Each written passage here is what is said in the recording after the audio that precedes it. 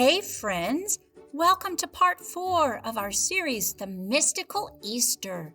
If you have not yet listened to parts 1, 2, and 3, please do so and then come back here.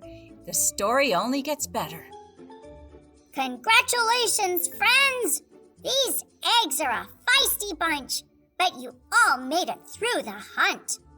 Huddled together, the dollies whispered amongst themselves while noticing several humans sitting around groaning, some with mild injuries. Seems a lot of the eggies really gave them a hard time. And then Bernie exclaimed, Everyone, gather round so we can count your eggs and announce our winner. The egg counting began. After lots of commotion, Bernie and Bingo returned to the podium to announce the winner. Just as they took to the microphone, something unexpected occurred. Creaking sounds came from the house as the dolls looked toward the large porch that wrapped around the home. Though it was dark, they could see a door opening. The entire crowd went quiet just as the dolls became paralyzed with fear. Their worst nightmare was about to come true, for through the door and out onto the porch walked Attorney Malkah.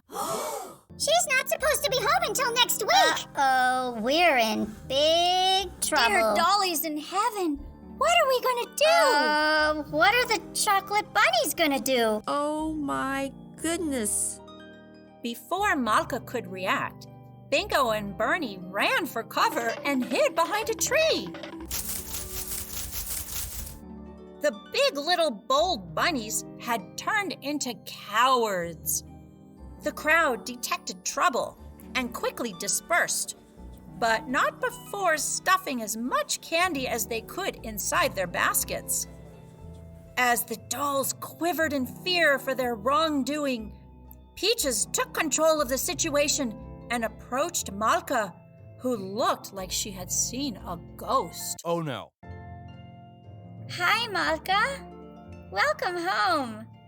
You're probably wondering what's going on. I'm afraid the bunnies, Bingo and Bernie, threw an Easter party.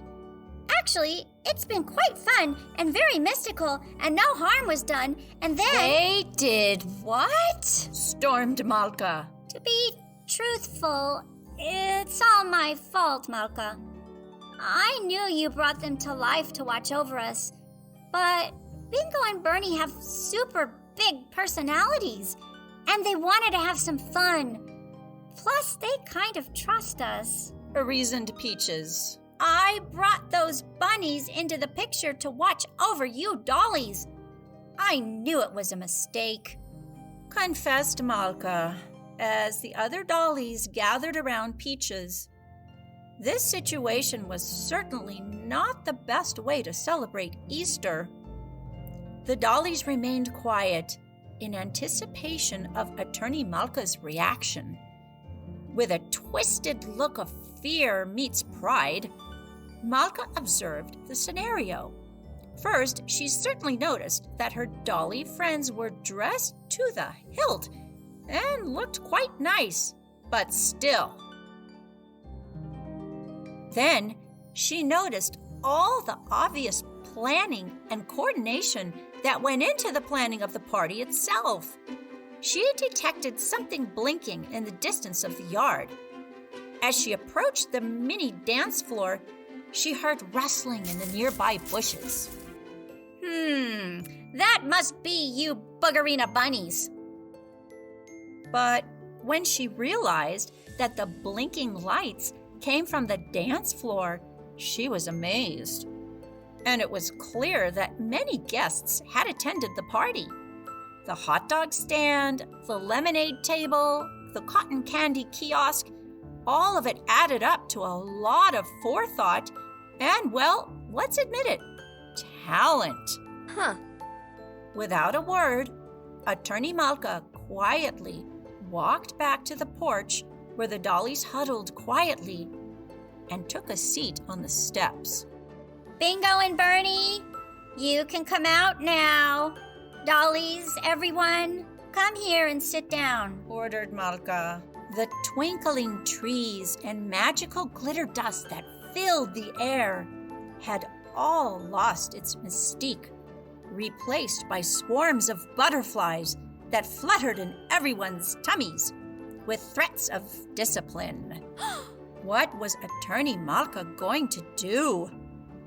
Bingo and Bernie slowly crawled out from behind the bushes with their heads down and their long, fluffy ears laying low. Malkah noticed their outfits and had to restrain from chuckling. They looked so cute. She was touched by the massive effort and display of independence that the lot of these living creatures had shown. But they had disobeyed and violated the rules. And yet, Malkah marveled at it all. How was it that her uncanny ability to bring these creatures to life continued to evolve their development? Perhaps this superpower of hers could be harnessed into something constructive, and the dollies could do things to help people. Or maybe they should return to being inanimate objects and save her a lot of trouble. No. But how? Back to the situation at hand. Dollies and bunnies, I am very disappointed in you all. And sad that none of you respected the rules that were laid forth before I left. Rules of conduct that were put into place to protect you all and me. And that you all violated my trust.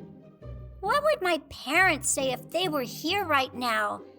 I'd have a lot of explaining to do. Oh no, what are we gonna do?